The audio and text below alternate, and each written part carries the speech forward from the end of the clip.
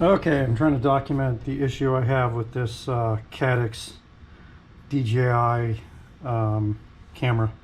I've got a regular air unit plugged in and running on this quad, and I'm going to try and put the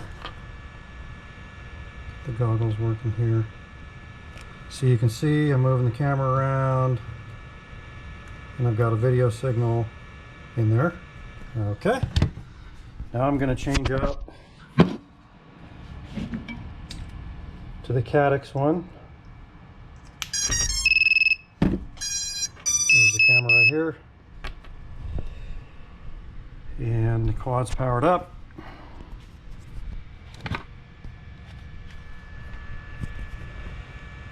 And if you look in there, I've got the telemetry.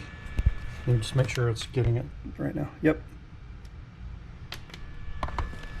So I've got telemetry, I've got all the readouts from the regular air unit, but I have no signal from the camera.